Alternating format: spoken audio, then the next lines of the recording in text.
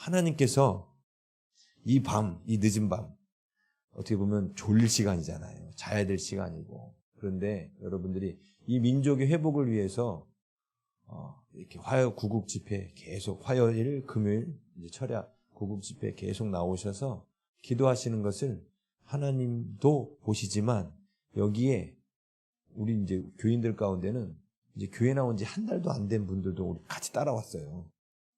근데 그분들의 눈에도 보일 거예요. 뭐가 보이냐면 이 민족을 위해서 밤에, 이 늦은 밤에 기도하는 사람들이 있구나. 사실 또 제가 오늘 감동받은 것은 저 CCC 600명의 학생들이 3일간 금식하면서 수련회를 하고 있잖아요. 저들이 대한민국의 미래입니다. 아멘. 그런데 수련회 가면 다들 잘 먹고 좀 쉬고 놀려고 그러지 누가 가서 금식하려고 옵니까? 근데 600명이라는 대학생들이 대학생이에요. 대학생. 뭘 알아 뭘. 그죠? 그런데 그 대학생들이 금식까지 하며 하나님 앞에 매진할 때 하나님께서 얼마나 기뻐하시겠습니까? 아멘. 저도 저기 가고 있고 싶은데 또 여기도 있어야 되잖아요.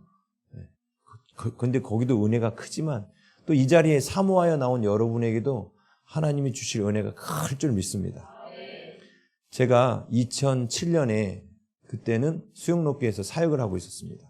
그때 어게인 1907이라고 해가지고 부흥이여 다시 오라. 1907년에 평양 부흥이 다시 이 땅 가운데 오기를 사모하는 마음으로 그때 막 한참 집회 준비하고 막 저 해운대 바닷가에서 다 아시죠? 해운대 바닷가에 다 모였었잖아요. 저도 그때 가 있었다고요, 거기. 예? 그때 정말 감동스러웠는데 제가 여러분들한테 질문하고 싶어요. 대부흥이 온다는 게 뭡니까? 뭐가 대부흥입니까? 이렇게 하면 여러분 속에 머리가 팍팍 돌아가면서 1907년에 평양 대부흥 때 많은 사람들이 눈물을 흘려 회개했잖아요. 그게 돌아오는 거지요.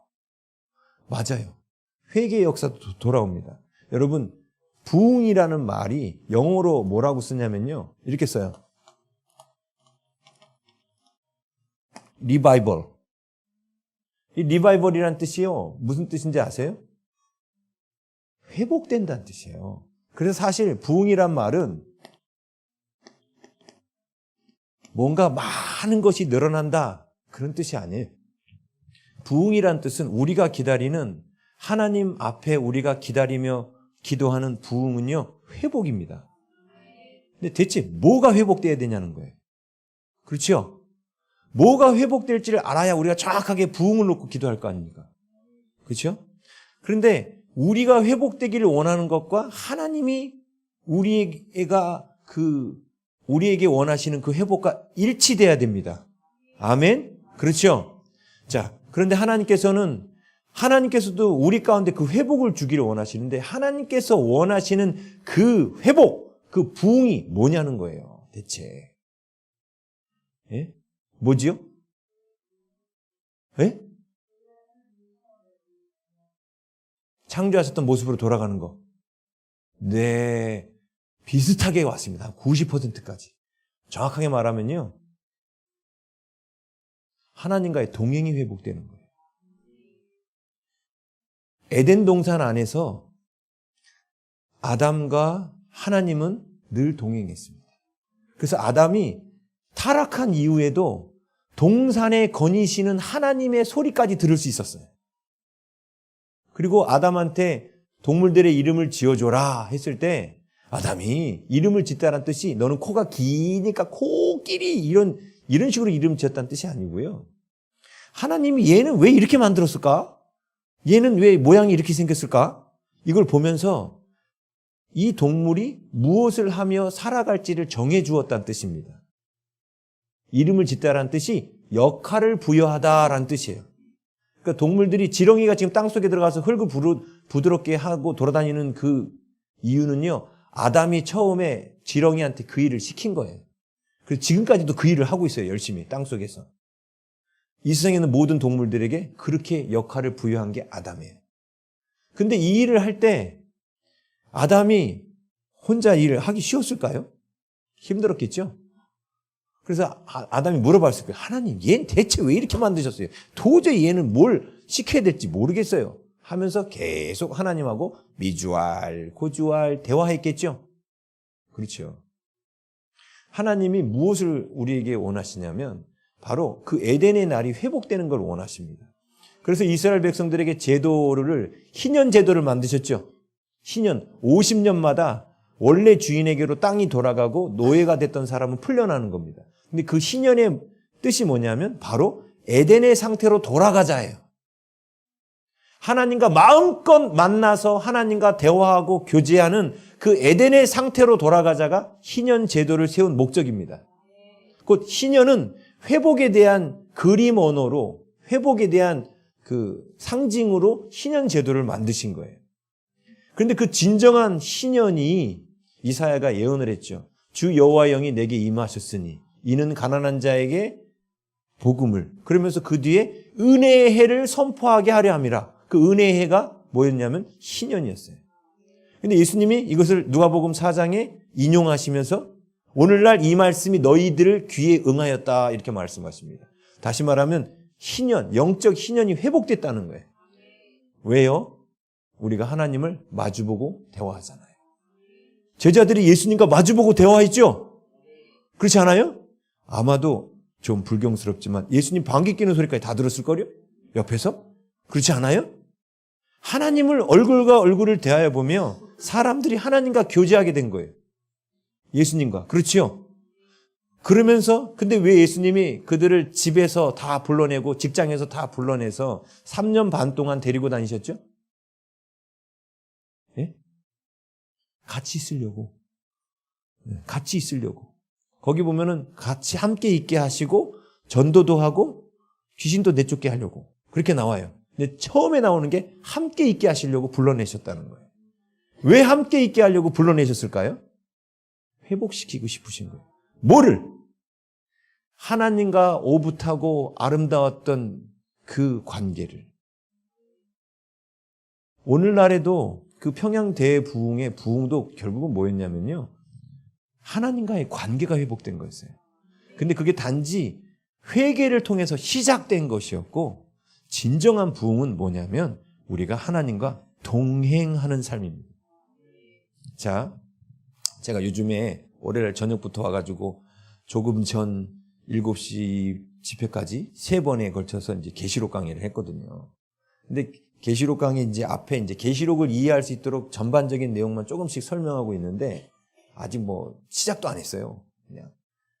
근데 조금씩 설명하고 있는데 계시록에 보면 앞으로 성도들이 받게 될 환란을 바벨론 환란이라고 합니다. 그렇죠? 여러분, 이 바벨론 환란이라는 게 이 바벨론이라는 나라가 언제적 나라냐면 이스라엘 백성들이 구약시대에 유다 나라가 멸망할 때 바벨론이라는 나라에 의해서 멸망해요. 그렇죠? 그리고 유다가 바벨론으로 포로로 잡혀간 지 70년이 찼을 때 정확하게 말하면 68년째 되는 해에 바벨론이 멸망합니다. 그리고 그 나라는 역사 가운데 사라져버렸어요. 그런데 갑자기 요한계시록에 바벨론이 떡하니 또 등장한 거예요. 왜 그랬을까요? 바벨론이라는 나라는 더 이상 없습니다. 요한계시록에 쓰여질 당시에 상징적으로 바벨론이라고 말할 수 있는 나라는 로마였습니다. 로마. 물론 암호로 쓸 수도 있어요. 로마라고 쓰면 이 검문 검색에 걸려서 이게 위법 도서로 걸려가지고 그럴 수도 있겠죠. 그래서 비밀 언어로 바벨론으로 썼다 이렇게 할 수도 있는데 왜 바벨론으로 썼냐면 그것은 우리가 앞으로 겪게 될 환난에 대하여 구약의 바벨론 시대에 겪었던 환난을 다시 돌아보라는 거예요. 사실 이제 계시록 강에 나가면 보여드리겠지만 구약 시대에 나왔던 바벨론 때의 환난의 모습이 그대로 마지막 때에 재현된다는 겁니다. 예? 다니엘서에서 말한 그 바벨론 환난이라는 게 뭐냐면 하나님 앞에 드리는 예배가 폐해지는 거예요. 환난이라는 게 하나님 앞에 드리는 예배가 폐해지는 거예요. 그래서 바벨론 포로로 잡혀갈 때에 3차 포로 때에 성전이 파괴됐죠. 하나님께 드리는 예배가 폐해졌다고요. 그렇죠? 언제까지? 70년 동안. 그 바벨론 환난이란 건 뭐냐면 하나님 앞에 마음껏 예배 드릴 수 없는 때가 온다란 뜻입니다. 그렇지요? 자, 그런데 우리는 이번 2년, 3년 다 돼가는 팬데믹 상황을 겪으면서 그런 상황이 정말 올 수 있겠구나를 경험하셨죠. 겉으로 드러나는 이유는 질병 관리를 위한 거라는 명목으로 성도들이 모여서 예배 드리는 것을 다 막았습니다. 그렇죠? 그런데 앞으로도 걔네들은 이런 방법으로 우리들이 예배를 못 드리도록 방해할 겁니다. 왜요? 마지막 바벨론의 현상이 뭐냐면 하나님 앞에 드리는 예배가 폐해지는 거예요. 다니엘서도 보면 후 3년 반의 그 기간 동안에 하나님께 드리는 예배가 사라질 거라고 얘기하고 있거든요. 그렇죠? 그러면 70년 동안 하나님께 드리는 예배가 폐해지면 어떡합니까? 그렇죠? 그러면 그때를 위해서 뭔가 우리가 준비를 해야 되지 않습니까? 그렇죠? 근데 뭘 준비하실래요? 갯돈을 모아가지고 금을 사두던가 뭐 이렇게 어디 확실한 외국 주식에 투자를 하던가 이런 준비가 아니라 우리가 해야 될 준비가 있는 거예요. 그런데 우리가 뭘 준비할지를 잘 모르니까 하나님께서 구약에 오늘 읽었던 요시아라는 왕을 통하여 우리가 앞으로 오게 될 그 환난의 때를 위해서 무엇을 준비해야 하는가를 가르쳐주고 계셔요. 왜냐하면 바로 이 요시아 왕이 죽고 난 뒤 4년 후에 1차 바벨론 포로가 잡히면서 이스라엘 나라가, 유다 나라가 망하기 시작했습니다. 그런데 유다 나라 망하기 전에 물론 그 뒤에 여호아스나 무슨 여호야김 이런 요시아의 아들들이 시드기야까지 왕을 했습니다. 그러나 유다가 605년에 주전 605년에 멸망하기 전, 그러니까 요시아 왕이 주전 609년에 죽었거든요. 609년에 죽었는데 죽을 때까지 요시아 왕이 성경에 나온, 그러니까 다윗 시대 이후에 성경에 나온 3대 선왕, 좋은 왕, 하나님이 기뻐하시는 왕 중에 하나가 요시아 왕이에요. 첫 번째가 다윗 말고 여호사밧, 그 다음에 히스기야, 그 다음에 요시아예요. 그 중에서도 이 요시아는 이 역대하라는 이 성경책은 이스라엘 백성들이 바벨론 포로 70년이 끝나고 나서 정리한 책입니다. 이거는. 그러니까 이미 역사가 다 끝나고 70년 포로가 다 끝난 다음에 유다의 역사를 다시 기록한 책이에요. 이거 안 해? 그럼 뭔가 그 후손들한테 어떤 내용을 전달하기 위해서 역사를 다시 정리했겠죠. 그렇죠? 맞아요.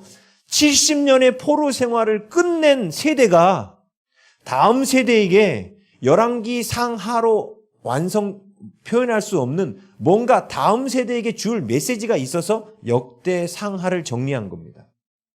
그렇겠죠? 포로기를 끝낸 자들이 정리한 거예요. 근데 그 기록 안에서 요시아 왕을 뭐라고 평가하냐면 34장 2절 한번 보세요. 34장 2절. 함께 읽겠습니다. 시작. 여호와 보시기에 정직하게 행하여 그의 조상 다윗의 길로 걸으며 좌우로 치우치지 아니하고. 왕들 가운데 좌우로 치우치지 않는 곧 율법 하나님의 말씀 안에 서서 균형 있게 신앙생활을 했다라고 평가받은 왕이 이 왕이 처음입니다. 대단한 왕인 거예요, 이 사람은. 후손들이 다윗 다음으로 다윗보다 어떻게 보면 더 다윗처럼 다윗은 한 가지 흠이 있잖아요. 한 가지. 밧세바. 그렇죠? 요시아는 그런 것도 없어요. 요시아는. 근데 요시아를 대단히 중요하게 기록을 해놨습니다. 중요하게. 후손들에게 요시아를 기억하도록. 그 이유가 있어요. 자, 오늘 우리가 읽은 본문을 보면 요시아 왕이 이제 성전 수리를 하는 장면이 나오는데 사실 요시아는 8살에 즉위를 합니다. 8살이면 뭘 알까요? 모를까요? 몰라요. 근데 요시아는 8살 즉위해서 16세가 되었을 때 하나님을 찾고 종교개혁을 시작했습니다. 자, 그러면 요시아의 아버지가 믿음이 좋았는가? 아니요. 아몬 왕 믿음 없습니다. 므낫세의 아들로서 아주 안 좋아요. 그럼 우리가 이렇게 생각할 수 있죠. 그럼 요시아의 믿음이 누구 덕분일까요? 네? 제사장은 아니에요. 엄마 여디다의 작품이 아닙니다. 그래서 역대하에서는 열왕기에서는 요시아의 어머니 이름을 기록했지만 역대하는 더 후대에 기록한 역대하에서는 요시아의 어머니 이름조차도 빼버립니다. 왜냐하면 요시아에게 영적으로 영향을 끼쳤던 최고의 성군이라고 했지 않습니까? 영향을 끼쳤던 사람은 아버지도 어머니도 아니었어요. 제가 이거를 강조하는 이유가 있습니다. 아버지도 어머니도 아니었어요. 그런데 그가 16세에 하나님을 그 사랑하는 마음으로 종교개혁을 일으키는 거예요. 그래서 막 우상들을 다 제거하고 보통 선왕들이, 좋은 왕들이 했던 것 중에 하나가 우상들은 제거를 했는데 산당은 제거 안 했거든요. 요시아는 산당까지 다 제거했습니다. 심지어는 지금 북이스라엘은 망한 지 100년이 넘었어요. 북이스라엘 지역까지 사람 다 파송해가지고, 예?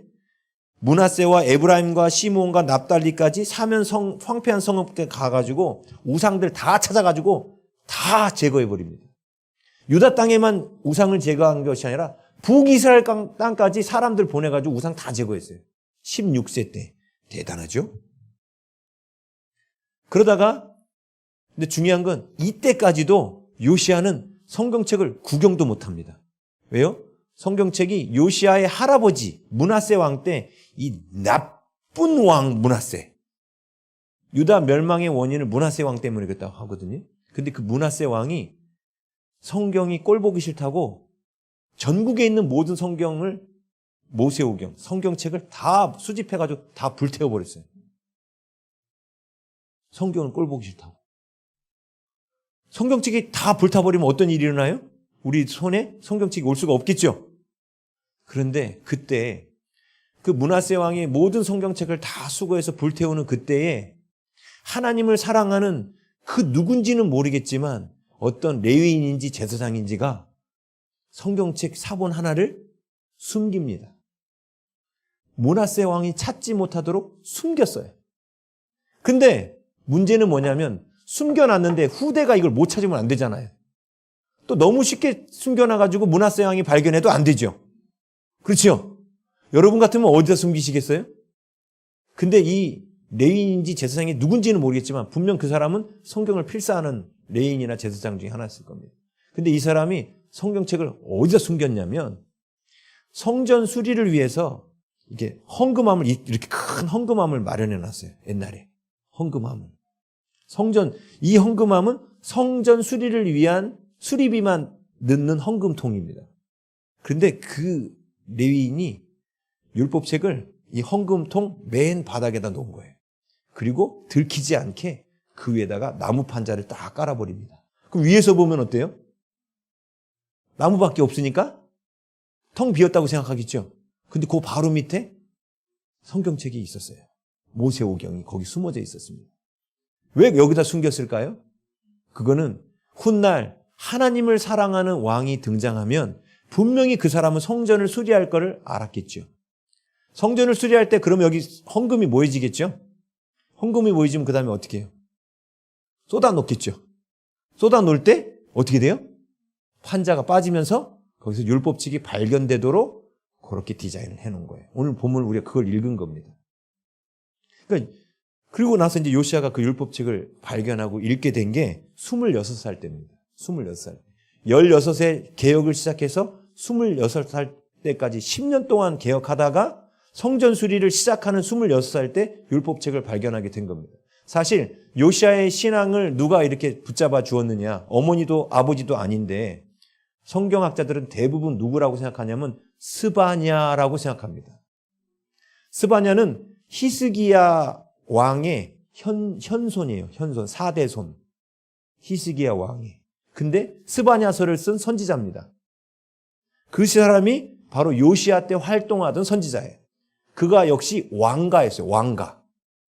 로얄 패밀리였단 말입니다. 그러니까 요시아에게 접근하기가 좋았겠죠. 그러니까 요시아의 부모님들은 신앙 전수를 안 해줬는데 스바냐가 하나님께 깨어 있었던 스바냐가 요시아에게 믿음을 세워준 겁니다. 그래서 성전 수리까지 가게 된 겁니다. 자, 성전을 수리해가지고 거기서 보니까 뭐가 발견됐냐면 율법책이 발견됐다 했죠. 처음에 발견한 사람은 힐기야라는 힐기야라는 제사장이 발견한 거예요. 제사장 힐기야가. 이걸 또 서기관 사반에게 건너줍니다. 서기관 사반은 또 이걸 들고 누구한테 와요? 요시아 왕한테 들고 옵니다. 그리고 와서 그걸 율법책을 쫙 읽어주는 거예요. 창세기부터 태초에 하나님이 천지를 창조하시니라. 베레시트 바라 하 샤마임 베 하 아레치. 요거밖에 못 외워요. 막 이러면서 성경을 창세기 1장부터 쫙 읽어가는 거예요. 모세오경까지 신명기까지 읽어가겠죠. 예? 그런데 이것을 들은 요시아가 어떤 반응을 보였냐면 19절 함께 읽겠습니다. 19절 말씀 함께 읽습니다. 시작. 왕이 율법의 말씀을 듣자 곧 자기 옷을 찢더라. 이상하지 않아요? 하나님 말씀 들었으면 할렐루야 그래야 되잖아요. 그렇죠? 근데 자기 옷을 찢어요. 이게 무슨 뜻이냐면 괴롭다는 거예요. 슬프다는 거예요. 그 슬픔이 너무 크니까 왕이 자기 옷을 찢어버린 겁니다. 대체 왕이 왜 슬퍼했을까요? 그 이유는 율법책에 기록된 내용을 듣고 나서 요시아가 깨달은 바가 있었어요. 뭘 깨달았냐면 자기가 하고 있는 이 종교개혁이 성전 수리와 이런 우상들을 치워버리고 해서 유다 나라를 다시금 다윗 시대와 같이 건강한 나라로 회복하고자 하는 요시아의 계획이 결코 이루어지지 않을 것을 알게 된 겁니다. 어떻게 해요? 자기가 지금 열심히 하고 있잖아. 근데 그걸 어떻게 알아요? 그 이유는 그가 읽은 율법책의 내용 때문에 그래요. 여기 보면 자 21절에 보면 너희는 가서 나와 및 이스라엘과 유다의 남은 자들을 위하여 이 발견한 책의 말씀에 대하여 여호와께 물으라. 여호와께 물으라는 거예요. 이게 뭔 얘기냐면 내가 읽은 이것대로라면 유다 나라는 내가 아무리 종교개혁을 해도 유다 나라는 망한다는 걸 안 거예요. 근데 내가 깨달은 이게 맞는지 하나님께 물어보라는 거야. 그래서 당시에 예루살렘 이 구역에 살고 있는 여선지자 훌다한테 물어보러 갑니다. 여선지자 훌다도 성경책이 없었던 사람이에요. 이게 처음 발견된 단 한 권의 성경책이었기 때문에. 성경책이 없었어요. 그러나 그는 선지자였기 때문에 하나님께 뭔가를 들었습니다. 그래서 그 요시아 왕의 심부름을 받아 여선지자 훌다한테 가서 물어봅니다. 왕께서 성경책을 읽고 하나님께서 내리신 진노가 커서 우리나라가 망한다는데 사실입니까? 하고 묻습니다. 자, 요시아가 대체 이때 성경책 어디를 보고 이런 생각을 했을까요? 그게 레위기 26장이에요. 한번 볼까요? 요시아가 본 내용을 보여드릴게요. 레위기 26장입니다. 레위기 26장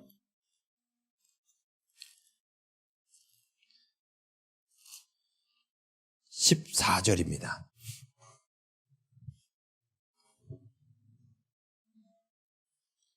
레위기 26장 14절. 제가 그냥 읽으면서 설명드릴게요. 그러나 너희가 내게 청종하지 아니하여 이 모든 명령을 준행하지 아니하며 내 규례를 멸시하며 마음에 내 법도를 싫어하여 내 모든 계명을 준행하지 아니하며 내 언약을 배반할진대. 간단하게 말하면 하나님 말씀 너희들이 어기면 어떻게 하겠다? 16절. 내가 이같이 너희에게 행하겠다. 우리가 하나님 말씀대로 순종하며 살아야 되는데 말씀에 순종하다가 불순종하면 하나님께서 이렇게 행하겠다는 거예요. 그 행하는 게 뭐냐면 경고의 사인을 보내시겠다는 겁니다. 그래서 이 경고의 사인이 총 5단계가 나와요. 5단계. 자, 그 첫 단계가 뭐냐면 16절에 나옵니다. 내가 이같이 너희에게 행하리니 곧 내가 너희에게 놀라운 재앙을 내려 폐병과 열병으로 눈이 어둡고, 이게 간단하게 말씀드리면 죽지 않는 가벼운 질병에 걸리고 쓸데없는 돈이 새 나간다는 거예요. 그리고 죄에 대한 콩닥콩닥 두려움이 생긴다는 겁니다. 1단계가. 여러분, 주일 성수 안 하고 11조 떼먹고 뭔가 하나님 싫어하는 거 자꾸 하면 하나님께서 가만히 계시지 않고 말씀 가운데로 돌아오라 하면서 하나님이 뭘 하신다고요? 1단계를 보내셔요. 그 당시에는 여기 나온 것처럼 폐병과 열병으로 눈이 어둡고 생명이 쇠약하고 파종한 것은 헛됐는데 그 이유는 대적이 와서 그 파종한 걸 훔쳐가니까. 이 오늘날로 말하면 쓸데없는 돈이 막 새나가고 죄에 대한 두려움이 생기고 몸에 질병이 오고 이게 뭐냐면 너 지금 하나님 말씀대로 살지 않아 라는 경고라는 거예요. 근데 이 경고를 받고도 이 무식한 사람들이 이 사인, 하나님의 사인이란 걸 몰라요. 특히나 요즘엔 더더욱 그러죠. 요즘에는 자연재해가 와도 사람들은 그것이 하나님이 보낸 자연재해라고 생각하지 않습니다. 왜요? 과학이 발달하면서 뭐 폭풍이, 태풍이 일어나는 이유는 뭐 열대성, 뭐가 만나가지고 그래서 생기는 겁니다. 이건 하나님이 재앙의 도구로 쓰는 게 아니라 그냥 일반적인 자연 현상입니다. 이렇게 가르치잖아요. 성경에 그렇게 돼 있습니까? 아니요. 하나님은 모든 자연재해를 동원해서 하나님의 뜻을 우리에게 전달하신다고 그랬습니다. 왜 태풍이 하필이면 그때 모아져가지고, 물론 태풍이 만들어지려면 뭐 뜨거운 공기가, 찬 공기가 갑자기 만나야겠죠. 근데 왜 하필이면 그 시간에 만났는데 태풍이 또 하필이면 또 우리나라로 오고 이런 일이 또 우리나라로 와서도 또 지난번에는 부산하고 포항 쪽만 치고 갔죠. 그게 우연이 아니라는 거예요. 하나님께서 뭔가 사인을 주고 경고를 주는 거예요. 그런데 나라의 차원에서도 그런 경고를 주지만 개인에게도 이렇게 경고를 줘요. 이게 1단계. 2단계는 간단하게 말씀드리면 다 읽으면 시간 없으니까. 아예 전에는 물질을 벌었지만 세워져 나가는 거지만 2단계는 뭐냐면 물질이 아예 막히는 거예요. 가뭄이 오고 기근이 오는 겁니다. 여기 뭐라고 되어 있냐면 하늘을 철과 같이 땅을 녹과 같이 이슬이 내리지 않고 하늘에서 비가 내리지 않는다는 거예요. 그게 이제 19절에 나오죠. 그러니까 아예 들어오는 수익 자체가 없어진다는 얘기는 직장도 잘린다는 거예요. 뭐 이런 식으로. 돈을 벌러 나가 돈이 안 들어오고. 이게 하나님이 내리시는 경고 2단계입니다. 이쯤 되면 돌아와야 되는 거 아니에요? 그런데도 안 돌아오는 고래 힘줄 같은 그런 사람들이 우리죠. 그럼 하나님 어떻게 해요? 3단계를 해요. 3단계. 21절 너희가 나를 거슬러 내게 청종하지 아니할진대 내가 너희의 죄대로 너에게 7배나 더 재앙을 내릴 거라 하면서 22절 내가 들짐승을 너희 중에 보내리니 이렇게 나오죠. 이 3단계는 뭐냐면 우리 현대판으로 바꾸면 뜻하지 않는 사고들 그리고 자녀들과 재산에 계속적인 피해가 나타나고 가지고 있던 재산 원래 갖고 있던 재산들의 손해가 입혀지고 마음이 위축되어 제대로 다니지도 못하는 상황. 그게 3단계입니다. 겪어보셨습니까? 3단계까지? 이 정도 되면 돌아와야 되는 거죠? 그렇죠? 그런데 3단계를 경고를 줘도 안 돌아올 경우가 또 있다는 거예요. 그래서 4단계가 나옵니다. 그런데 4단계는요, 좀 바뀌어요. 어떻게 바뀌는가 보세요. 23절. 함께 읽겠습니다. 시작. 이런 일을 당하여도 너희가 내게로 돌아오지 아니하고 내게 대항할진대. 그 이전까지는 대항이라는 말 쓰지 않으셨어요. 그런데 23절부터는 대항이라는 말을 써버립니다. 하나님이 회개하라고 경고의 사인을 3번이나 보낸데도 돌아오지 않아요? 그러면 4번째는 하나님이 이거 3번이나 무시하고 나면은 하나님이 이것을 하나님하고 맞짱 뜨자라고 생각한다는 거예요. 하나님을 대항한다는 걸로 생각하시겠다는 거예요. 그래서 하나님이 그 뒤에 25절 내가 칼을 너에게로 가져다가 언약을 어긴 원수를 갚을 것이며 잘 보세요. 3단계를 넘어가면 언약을 어겼다라고 하나님께서 언약을 파기한 책임을 묻습니다. 다시 말하면 회개의 기회 3번째 전에 돌아오면 언약을 유지할 수가 있어요. 하나님의 백성과 하나님의 이 관계, 이 언약을 유지할 수가 있습니다. 그런데 3번째 단계가 넘어가면 언약을 파기했다라고 하나님이 말씀하셔요. 그러면 더 이상 이 유다 나라는 하나님의 백성이 아닌 거죠. 이 4단계에 들어갔을 때 나타나는 현상이 여기 보면 25절에 보면 언약을 어긴 원수를 갚을 것이며 너희가 성읍에 모일지라도 너희 중에 연병을 보내고 너희를 대적의 손에 넘길 것이며 이방 나라가 와서 포로를 이게 성을 포위하는 겁니다. 그러면은 예루살렘 성이 당시에 정복하기 힘든 성이었습니다. 그래서 치고 뚫고 들어갈 수가 없었어요. 그래서 어떻게 했냐면 그냥 진치고 식량을 끊어버리는 거예요. 그럼 성 안에 식량이 끊어지겠죠. 그리고 위생에 문제가 생겨서 연병이 생기고 그러다가 어떤 일이 일어나느냐? 인육을 먹어요. 그래서 26절 내가 너희가 의뢰하는 양식을 끊을 때에 열 여인이 한 화덕에서 너희 떡을 구워 저울에 달아 주리니 너희가 먹어도 배부르지 아니하리라. 자, 그 다음에 5단계가 나와요. 5단계. 27절 너희가 이같이 될지라도 내게 청종하니 아니하고 내게 대항할진대. 28절 내가 진노로 너희에게 대항하되 너희의 죄로 말미암아 7배나 더 징벌하리니 너희가 아들의 살을 먹을 것이요 딸의 살을 먹을 것이다. 인육을 먹는 단계가 5번째 단계입니다. 그런데 북이스라엘도 멸망할 때 사마리아 성이 포위됐을 때 인육을 먹었습니다. 유다 나라도 바벨론에 포위됐을 때 에레미야서를 보면 인육을 먹었습니다. 자식을 잡아먹었어요. 북한 얼마 전도 아니죠. 인육 먹은 거 아시죠? 그 김정일 때 엄청난 배고픔이 왔을 때, 그죠? 제가 예언하는 거예요. 북한 망합니다. 인육을 먹으면 그 나라는 망합니다. 제가 확실히 예언해요. 할렐루야죠. 북한 망해야 되잖아요. 그죠? 망해요. 왜? 성경의 원리가 그렇게 돼 있기 때문에. 그런데 보세요. 이 말씀 가운데 4단계를 넘어가면 대항으로 여기고 언약을 파기했기 때문에 인육을 먹는 단계 다음이 인육을 먹고 나서 어떤 일이 일어나냐면 그들이 이방 나라의 포로로 잡혀가요. 자, 31절 내가 너희의 성읍을 황폐하게 하고 너희 성소들을 황량하게 할 것이며 너희 향기로운 냄새를 내가 흠양하지 않고 향기로운 냄새를 흠양하지 않는다는 이 뜻이 바로 제사가 폐해진다는 뜻입니다. 그리고 이 32절 그 땅을 황무하게 하리니 거기 거주하는 너희의 원수들이 그것으로 말미암아 놀랄 것이요 내가 너희를 여러 민족 중에 흩을 것이요 이게 이방 나라의 포로로 잡혀가게 된다는 겁니다. 그런데 요시아가 볼 때 지금 이스라엘이 3단계 안에 있었으면 돌이킬 기회가 되는 거예요. 근데 지금 몇 단계 온 거예요? 4단계가 넘어갔어요. 그러면 돌이킬 수가 없어요. 그래서 실제로 유다 나라가 3번에 걸쳐서 망할 때 시드기야 때 인육을 먹는 사건이 벌어집니다. 요시아는 4단계가 넘어가 버렸기 때문에 이미 하나님이 길이 참으시는 첫 번째, 두 번째, 세 번째 단계를 넘어갔기 때문에 유다 나라가 자기가 아무리 우상을 제거하고 산당을 제거하고 성전을 수리해도 유다 나라가 망할 것을 알았다는 거예요. 그래서 이것을 확인하려고 여선지자 훌다한테 내가 읽은 내용이 맞냐 하고 물어본 겁니다. 그랬더니 훌다가 뭐라고 그래요? 맞다. 유다 나라 망한다. 그러나 왕은 하나님 앞에 겸비하였으므로 그 환난의 때를 보지 않고 하나님이 평안히 묘실로 들어가게 하실 것입니다. 이렇게 예언합니다. 요시아가 그때 아싸 나는 거기 안 들어간단다 이랬을까요? 진짜 하나님을 사랑하는 왕이었기 때문에 자기가 뭔가를 해야 된다는 걸 안 거예요. 자, 여러분 이제 요시아는 율법책을 읽어가지고 유다 나라가 확실히 망한다는 걸 바벨론에서 망한다는 것을 알았지요.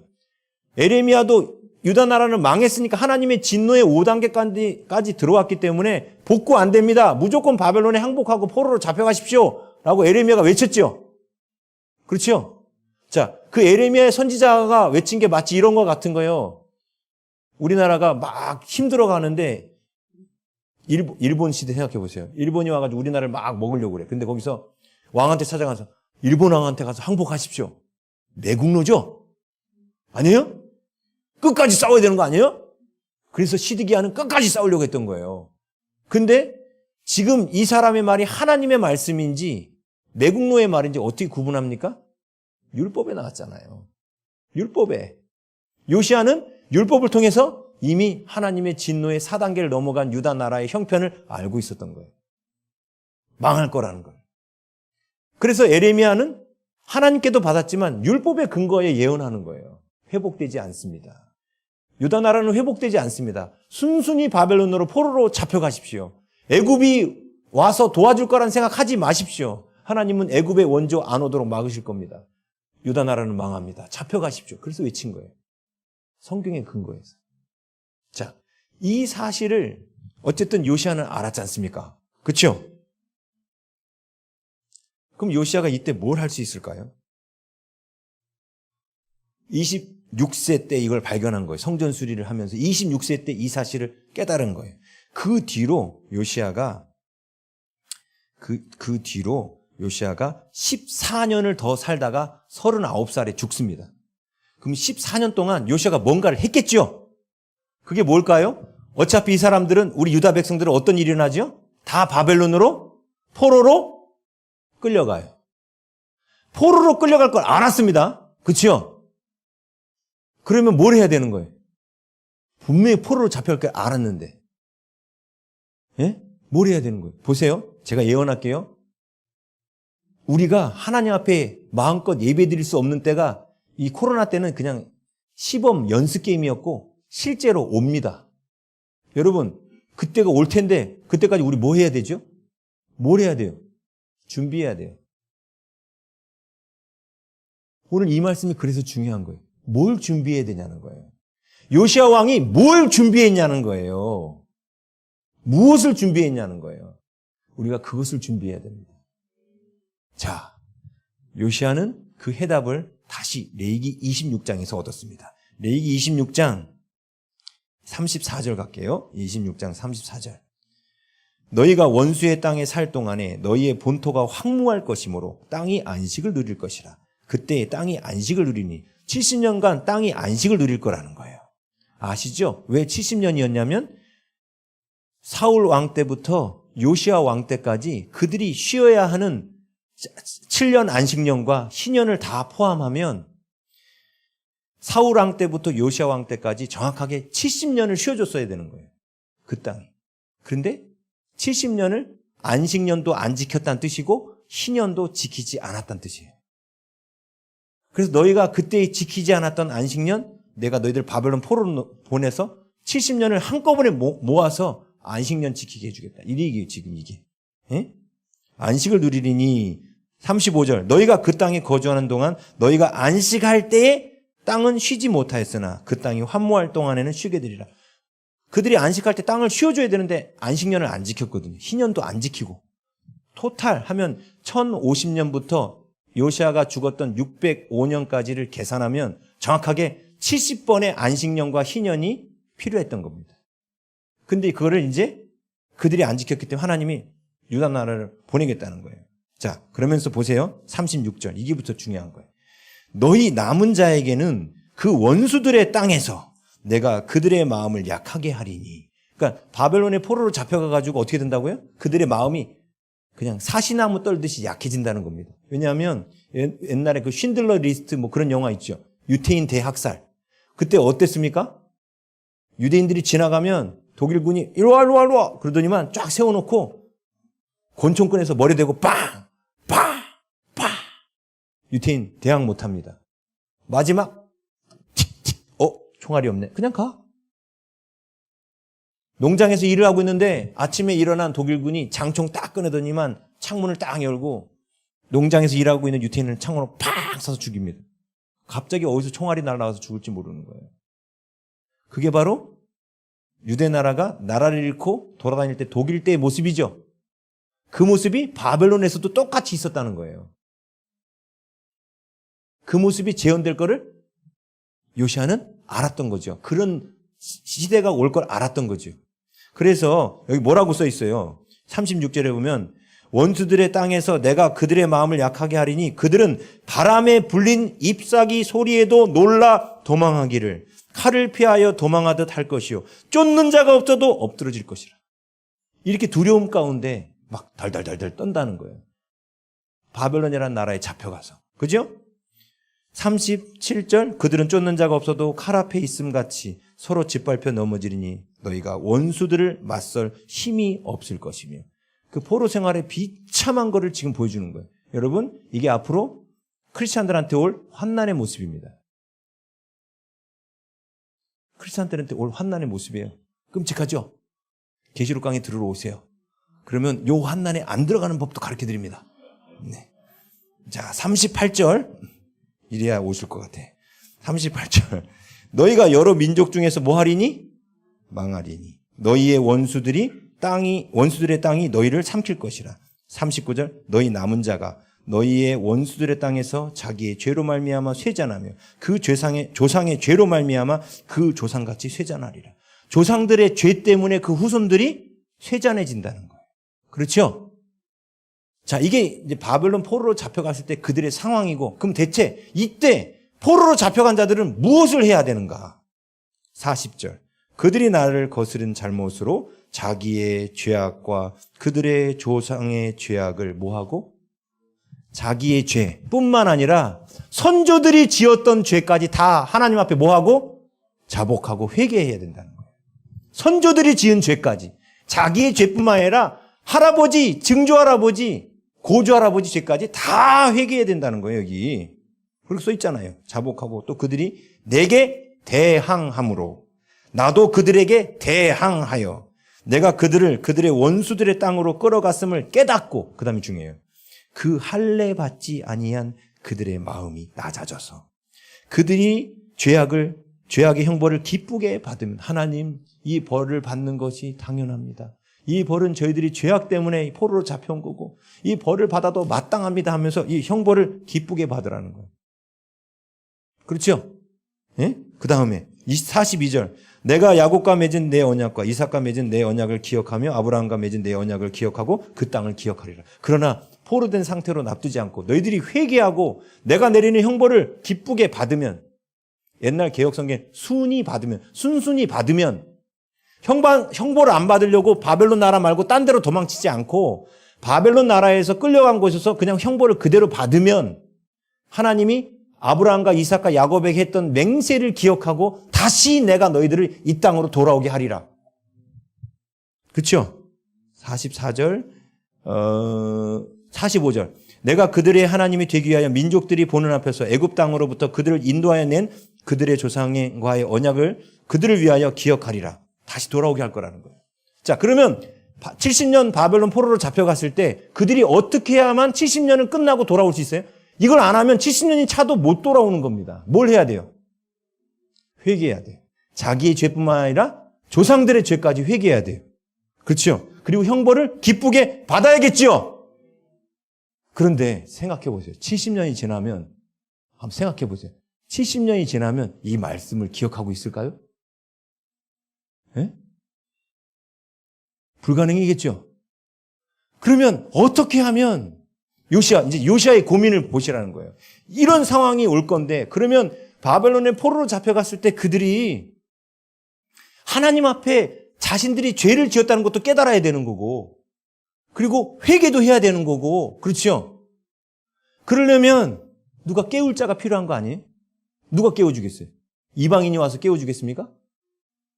누가 깨워야 되는 거예요? 결국은 유대인 중에 누군가가 깨워야 되는 거죠. 그렇죠? 자, 요시아가 이때 이 말씀을 깨닫고 작전을 세웁니다. 작전을 세워요. 자, 이제 역대하 말씀 다시 돌아갈게요. 무슨 작전을 세웠는지 힌트를 보여드릴게요. 자, 역대하 35장 29절. 왕이 사람을 보내어 유다와 예루살렘의 모든 장로를 불러 모으고, 자, 요시아가 율법책을 읽고 나서 유다 나라가 멸망한다는 사실을 알게 됐어요. 그리고 70년간 포로로 가 있더라도 제대로만 회개하면 하나님이 돌아오게 할 것도 알고 있었습니다. 자, 요시아가 뭘 시작하는가? 30절. 여호와의 전에 올라가매 유다 모든 사람과 예루살렘 주민들과 제사장들과 레위 사람들과 모든 백성이 노소를 막론하고 다 함께한지라. 왕이 여호와의 전 안에서 발견한 언약책의 모든 말씀을 읽어 무리의 귀에 들려주고. 자, 요시아가 했던 첫 번째가 뭐지요? 사람들한테 다시 말씀을 가르쳐 주는 거였어요. 다시 말씀을 가르쳐 주는 거였어요. 그렇죠? 그런데 지금 말씀을 들은 이 세대가 70년 후에 살아 있을까요? 잘 생각해 보세요. 지금 요시아의 나이가 26입니다. 39에 요시아는 죽고, 그러니까 요시아가 이때로부터 약 20년 후에 1차 포로가 시작되는 겁니다. 그렇죠? 그리고 그러면 지금 한 20살짜리 애가 이 얘기를 들었어. 그럼 20년 후면 40살 됐을 때 포로로 잡혀간다는 얘기죠. 예? 거기서 30년만 더 지나도 70세예요. 그럼 죽겠죠? 근데 앞으로도 40년이 더 남았잖아. 소망이 없죠? 계산해 보세요. 소망이 없죠? 요시아가 어떻게 했을까요? 그 다음에 나와요. 31절. 함께 읽겠습니다. 시작. 왕이 자기 처소에 서서 여호와의 앞에서 언약을 세우되 마음을 다하고 목숨을 다하여 여호와를 순종하고 그의 계명과 법도와 율례를 지켜 이 책에 기록된 언약의 말씀을 이루리라 하고. 자, 이 말씀이 어디서 인용된 거냐면 신명기 6장 5절에서 인용된 거예요. 예? 신명기 6장 5절로 가볼게요. 신명기 6장 5절. 왔다리 갔다리 미안합니다. 이제 중요한 거예요. 6장 5절 함께 읽겠습니다. 시작. 너는 마음을 다하고 뜻을 다하고 힘을 다하여 내 하나님 여호와를 사랑하라.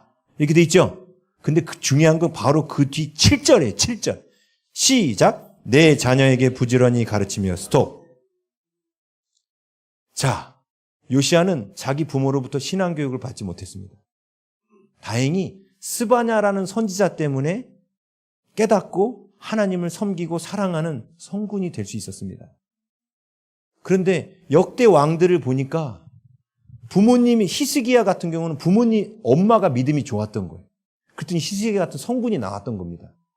그런데 자기와 같이 엄마도 믿음이 안 좋고 아빠도 믿음이 안 좋으면 어떻게 되는 거예요? 망할 수도 있었던 거예요. 그러면 누구를 깨워야 되는 겁니까? 엄마 아빠들을 깨워야 되는 거예요. 부모들을 깨워야 되는 거예요. 부모들을 깨워서 부모가 뭐 하게 해야 되는 거예요? 자녀들을 하나님의 말씀으로 어릴 때부터 세뇌 교육시켜야 되는 거예요. 여러분, 제가 이렇게 강조한 데 이유가 있어요. 요시야가 이때부터 14년간 활동하다 죽었다 했죠? 다니엘이 바벨론의 포로로 잡혀갈 때 소년이었어요. 나이가 많아야 14살, 15살이에요. 그러면 요시야가 이 개혁을 시작할 때쯤에 태어난 아이죠. 그렇죠? 근데 다니엘에서 보면 믿음이 거기 와서 생겼어요? 아니면 믿음이 이미 좋았습니까? 이미 좋았죠? 그 믿음 어디서 왔을까요? 다니엘의 부모로부터 온 거예요. 다니엘의 부모가 이 당시에 20살, 그 또래예요. 그때 자식을 낳은 거예요. 그 부모들을 깨운 거예요. 요시야는 앞으로 오게 될 환난의 때를 바라보면서 부모들을 깨운 거예요. 그 부모들을 통해서 내 아이가 바벨론이라는 우상숭배의 근원지에 들어갔어도 절대로 타협하지 않고 하나님 앞에 목숨 다해 하나님을 마음 다해 사랑하는 그런 사람이 되게 하기 위하여 부모를 깨우고 부모를 교육한 거예요. 왜냐하면 성경 신명기를 보니까 성경은 부모가 가르치라고 돼 있거든요. 여러분, 오늘날 한번 보십시오. 주일학교 출신들 대학생이 되면 대부분 교회 떠납니다. 이유를 뭔지 아십니까? 부모가 가르치지 않았기 때문에 그래요. 부모로부터 신앙 전수를 받지 않으면 다 떠납니다. 영국의 교회, 그래서 미전도 종족 국가가 됐습니다. 부모가 신앙을 전수하지 못한 거예요. 유대인들이 주후 70년에 로마에서 망했죠. 예수님 십자가에 못 박고 주후 70년에. 근데 주후 1948년에 나라가 다시 회복됐죠. 그 회복된 그 힘이 어디서 나온지 아세요? 당연히 물론 하나님이 하셨습니다. 어디서 나온 줄 아세요? 부모가 자녀에게 토라를 가르친 거예요. 철저하게 부모가 가르쳤습니다. 그 방법이 유대인들을 2000년 만에 나라가 다시 회복하게 한 방법이었어요. 근데 이미 그 방법이 검증됐던 거예요. 누구를 통해서? 요시야를 통해서. 요시야는 지금 성경 율법책을 읽고 나서 유다의 멸망을 내다보면서 그는 준비했습니다. 율법책을 젊은이들한테 가르치자. 그래서 이 젊은이들이 아기가 뱃속에 있을 때부터 율법책을 들려주자. 그래서 유대인들의 태교 가운데 계속 모세오경을 들려줍니다. 산모가 아이한테. 요시야가 했을 거예요, 아마. 이 방법밖에 없다. 왜? 멸망이 얼마 남지 않았으니까. 다니엘이 그 어린 나이에 잡혀갔는데 잘 보십시오. 다니엘이 바벨론의 1차 포로 때 잡혀가가지고 초창기에 그가 총리가 되죠. 어린 나이에. 그렇죠? 다니엘이 바벨론에서 몇 년간 총리했는지 아십니까? 바벨론에서? 68년 바벨론 망할 때까지 총리했고요. 바벨론을 멸망시킨 나라가 메데 바사, 메데와 페르시아예요. 이 메데는 페르시아 왕 고레스의 장인어른이 다리오 왕이에요. 다리오 왕. 장인어른이 죽고 나서 사위가 페르시아 왕인 사위가 제국을 이어간 겁니다. 이게. 그런데 다니엘이 언제까지 활동해요? 다리오 왕 때도 총독이 돼요. 세상에 그런 법은 없죠. 멸망시킨 나라의 총독을 데려다가 자기네 나라의 총독을 세운 거예요. 그게 다니엘이에요. 그게 다니엘이에요. 왜? 너무 똑똑하니까. 그렇죠? 근데 똑똑하기만 하나? 하나님 말씀 안에서 컸기 때문에 정직하니까. 다른 총독들은 다 자기 배 채우는데 너무 정직하니까. 그런데 다니엘이 총독을, 왜 하나님이 다니엘을 총독으로 세워놨을까요? 예? 자, 포로로 잡혀가면 어떤 일이 벌어진다 했습니까? 나뭇잎 떨어지는 소리에도 놀라 도망친다고 그랬죠? 다니엘이 총독이 됐을 때 무슨 일을 했을까요? 유대인들 못 건드리도록 공권력을 행사했겠죠. 그 증거가 있습니다. 그 후 다니엘이 죽었겠죠, 언젠가는. 메데, 파사, 페르시아 시대에 에스더, 아하수에로 왕 때 에스더 시대에 하만이라는 놈이 총독이 됩니다. 그때 어떤 일이 일어나죠? 전 국민이 다 죽을 위기에 처했죠? 죽을 위기에 처해요. 왜요? 다니엘과 같은 정치권에 막아줄 사람이 없기 때문에. 다니엘은 제사장이 아니에요. 정치인이에요. 아, 그러면 내 아들을 정치인으로 키워야겠다. 뭐 이렇게 오늘 은혜 받고 가시는 분들이 계실 수 있는데 정치인도 필요합니다. 근데 우리한테 지금 메시지의 내용은 뭐예요? 지금 다니엘을 준비해야 된다는 거예요. 여기 계신 권사님들은 손주가 다니엘로 크도록 자녀분들을 압박하셔야 돼요. 이게 준비였습니다, 이게. 왜요? 그 환난의 때에 교회들이 하나님 앞에 회개하지 않으면 회복되지 않습니다. 자, 여러분 다니엘의 사자굴 사건 아시죠? 그 사자굴 사건이 일어나던 해, 그게 다니엘서 6장에 나와요. 예? 근데 그게 다리오 왕 때입니다. 근데 그 해가 어떤 해냐면 바로 다리오가 죽고 난 바로 다음 해가 고레스 왕 원년이에요. 다시 말하면 70년이 차는 해예요. 그럼 다니엘의 마음이 어땠을까요? 민족의 죄를 놓고 계속 기도해야겠죠? 아, 그러지 않아요? 예, 다니엘에서 가볼게요.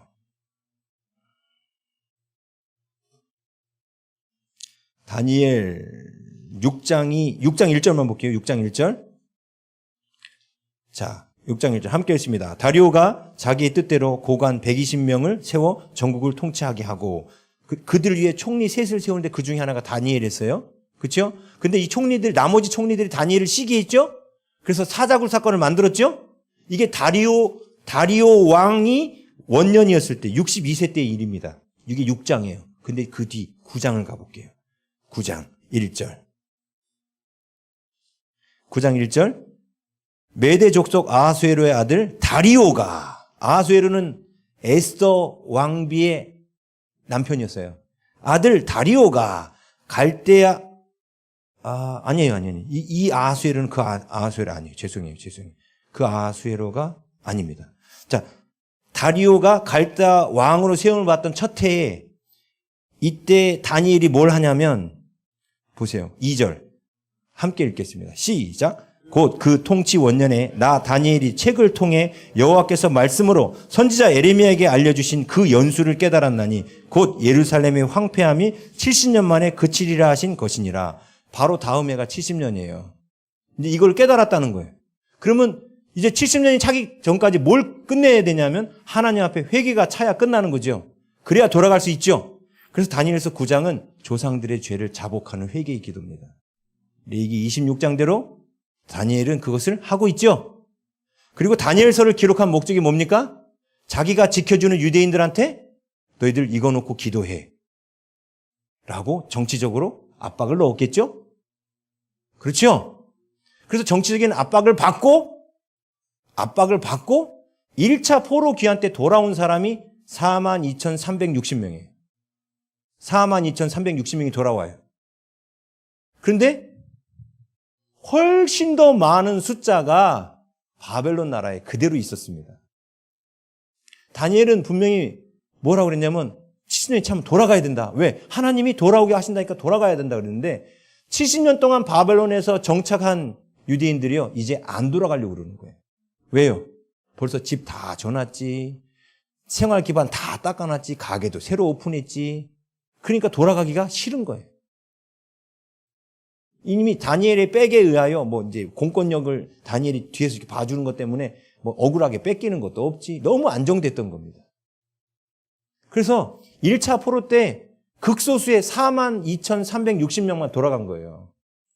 이게 1차 포로 귀환입니다. BC 536년. 그런데 다 돌아가야 되는 건 맞죠?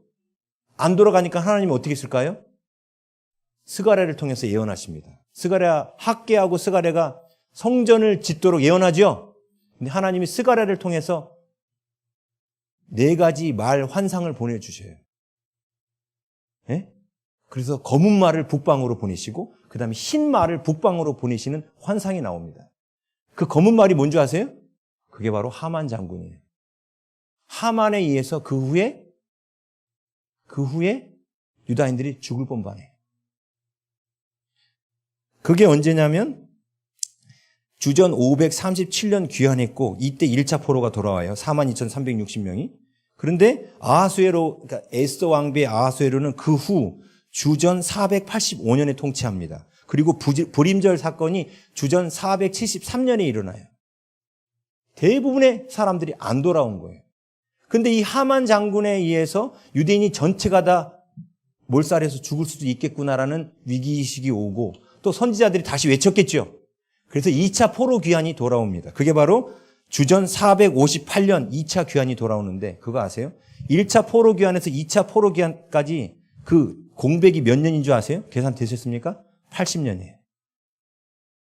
포로 기간도 70년이었는데 포로에서 돌아오도록 하나님이 자유를 줬는데도 80년간 그들이 안 돌아왔습니다. 지금도 1948년에 유대 나라가 독립했죠. 그래서 전 세계에 있는 유다인들 다 모여라 그랬거든요. 예? 그런데 지금 미국에 있는 유대인들은 안 돌아가요. 왜요? 미국의 모든 기반 시설을 다 갖추고 있기 때문에. 그 시대랑 이 시대랑 똑같지 않습니까? 역사는 주기성에 의해서 반복됩니다. 그래서 우리는 앞으로 일어날 일을 과거의 역사를 보고 예측할 수가 있는 거예요. 계시록은 과거의 역사를 보면 다 해석할 수 있어요. 앞으로 어떤 일이 일어날지. 자, 지금이 어떤 기간이냐면 느부갓네살이 와가지고 1차 포로로 잡혀가기 직전인 거예요. 요시야 왕 시대인 거예요. 지금이. 아직 그 환난이 시작이 안 됐죠. 지금이 그 시기인 거예요. 이때 우리가 전심을 다해서 해야 될 게 뭐라고요? 다음 세대를 준비하는 거예요. 다니엘과 같은 사람을 키우는 거예요. 어릴 때부터 철저하게 하나님의 말씀으로 얘네들이 14살이면 중학생이에요. 중1. 그렇죠? 초등학교 6학년 중1. 저기 뒤에 14살이 지금 자기 14살이라고 손들고 이렇게 있는데 저 나이밖에 안 돼요.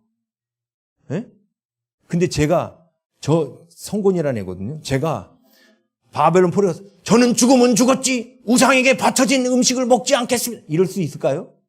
성곤이는 할 수 있겠다. 아멘. 한대잖아요. 그죠? 근데 그 죽음 앞에서도 처음에 그 다니엘이 그 왕의 진미를 우상숭배의 제물이기 때문에 거절할 때 환관장이 안 돼! 먹어! 이랬거든요. 그랬더니 다니엘이 환관장이 지시를 내리는 감독관이 있어요. 감독관에 또 부탁했어요. 감독관이 열흘만 지켜보시고요. 열흘 후에도 만약에 낯빛이 안 좋으면 그때 먹을게요. 환관장이 거절했는데도 끝까지 자기를 직접 관리하는 바로 위에 감독관한테 또 설득을 합니다. 왜요? 하나님 말씀대로 살려고. 포기하지 않았습니다. 그 신앙이 언제 만들어졌다고요? 요시야 왕 때. 지금이에요. 여러분. 근데 그게 어떤 삶이냐면 다니엘 보세요. 하나님과 동행하는 삶을 어릴 때부터 가르친 거예요. 하나님 앞에 기도하고 하나님과 동행하는 삶을 어릴 때부터 가르친 거예요. 그리고 철저하게 말씀 알았죠? 그것만 된 게 아닙니다. 다니엘이 총리가 될 수 있도록 지성도 교육시킨 거예요. 세상에 뒤지지 않는 지성도 교육시킨 거예요. 영성과 함께 지성을 준비시켜 놓은 겁니다. 여러분, 마지막 환난의 때에 똑같은 일이 일어납니다. 다니엘과 같은 어떤 특정한 기독교인들을 통하여 하나님께서 환난 가운데 있는 성도들을 지키시는 일이 생깁니다. 역사는 똑같이 반복되거든요. 그 다니엘과 같은 하나님의 백성들이 그 환난 때에 지켜줄 만한 인물들을 우리가 지금 준비해야 되는 거예요. 그 중에 하나가 크리스찬 기업입니다. 크리스찬 기업이란 뭐냐? 앞으로 경제 환난이 와요. 다시 말하면 우리가 배도를 해야만 먹고 살 수 있는 환경이 온다는 겁니다. 배도를 해야만. 근데 그때 배도하지 않아도 먹고 살 수 있어야 되지 않아요? 그렇죠? 그런데 하나님께서 이미 전 3년 반의 환난 기간 동안에 하나님 앞에 신앙을 지키고 배도의 유혹 가운데 배도하지 않은 사람들은 그때 굳이 또 그 환난 받을 필요가 없거든요.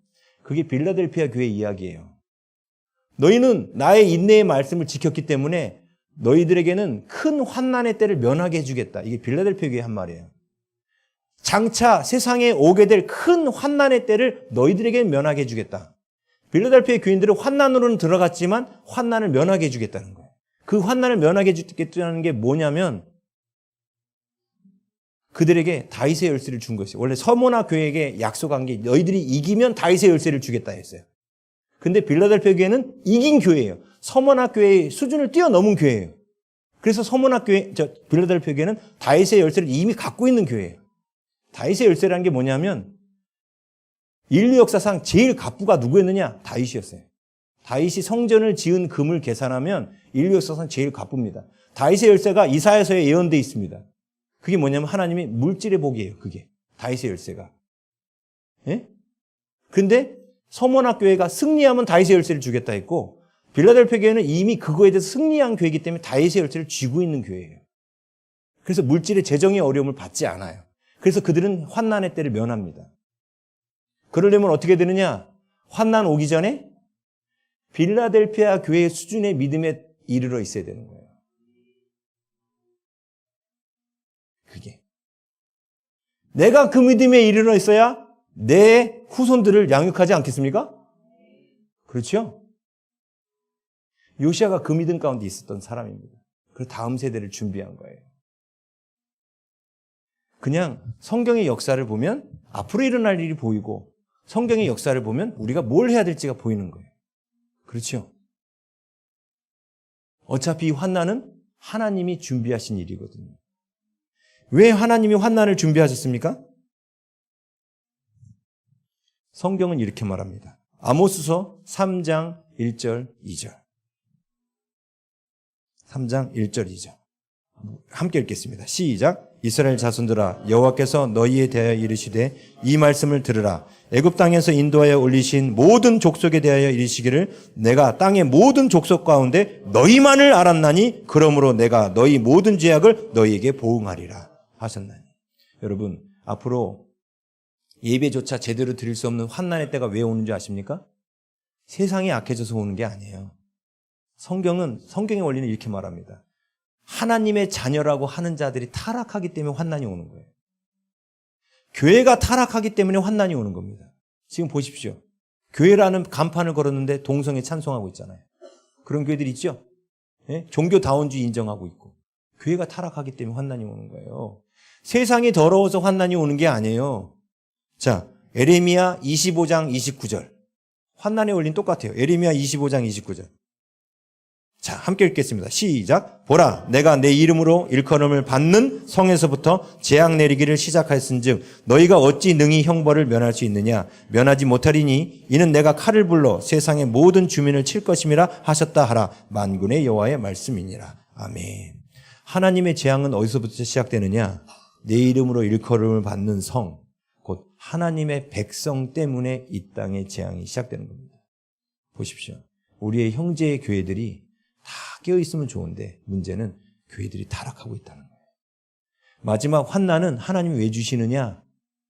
타락한 교회들한테 돌아오라고 마지막으로 신호를 주시는 거예요. 그때 그들이 돌아오도록 깨워야 될 자가 있어야겠죠? 있어야 되지 않아요? 그들 죽든지 말든지 상관없어요? 예? 아니죠. 깨워야 될 때가 있어야겠죠? 그게 지금 깨어있는 사람들이에요. 그게 빌라델피아 교회의 믿음의 수준에 이른 사람들이고, 그게 요시아 같은 사람들이에요. 그때를 준비하는 사람들. 오늘 구국 집회여서 하나님 어떤 말씀 전할까요? 사실 겁나게 설교할 게 많아요. 아침부터 계속 쭉 오니까. 근데 하나님께 여쭤봐요. 하나님 어떤 말씀 전하기 원하십니까? 아까도 저녁 집회 끝나고 가서 하나님께 여쭤본 거예요. 어떤 말씀 전하기 원하시냐? 하나님께서 이 말씀 전하라고 하신 거예요. 왜? 여러분들은 나라를 위해서 기도하시는 분들입니다. 그래서 놀라운 거, 이제 한국에 일어나는 현상을 한번 지켜보십시오. 한국에 보니까 기독교 대안학교들이 자꾸 늘고 있죠. 그리고 갑자기 부모들이 자녀들을 가르치는 쉐마 교육 막 이런 것도 막 생기고 있죠. 그게 우연이 아닌 거예요. 하나님께서 이미 준비하셔서 사람들의 마음을 감동하셔서 이 요시아 때의 이 일들을 시작하신 겁니다. 그게 우연히 시작된 게 아니에요. 그런데 그게 옳은지, 그분들이 하는 그게 옳은지 그른지도 구분 못하는 분들이 있어요. 주일학교는 싹 사라져야 됩니다. 주일학교 교육을 하면 부모들이 자녀에게 말씀을 안 가르쳐요. 저희 교회는 그래서 주일학교가 없어요. 처음부터 제가 개척할 때부터 주일학교 안 만들었습니다. 부모가 가르치라고. 왜? 성경이 부모가 가르치라 했잖아요. 요시아 왕이 자기 엄마 아빠가 자기한테 성경을 안 가르쳤어요. 요시아 왕이 깨달은 거. 이 믿음이 끝까지 천대까지 내려갈 수 있는 방법은 하나다. 부모가 가르쳐야 된다. 그래서 유대인들이 그 방법으로 AD 70년에 주후 70년에 망한 이스라엘이 주후 1948년에 나라가 다시 세워졌거든요. 그들은 지금도 다니엘 때 하던 그 방법으로 예배드리고 그 방법으로 자녀를 교육하고 있어요. 지금도 안 바뀌었습니다. 2000년이 넘었는데도 그 교육 방법이 바뀌지 않은 채 여전히 그렇게 하고 있습니다. 그런데 이 방법은 검증된 거 아닙니까? 검증됐죠? 이 방법으로 유대 나라가 살아났잖아요. 그런데 우리가 딴 방법 취하면 됩니까?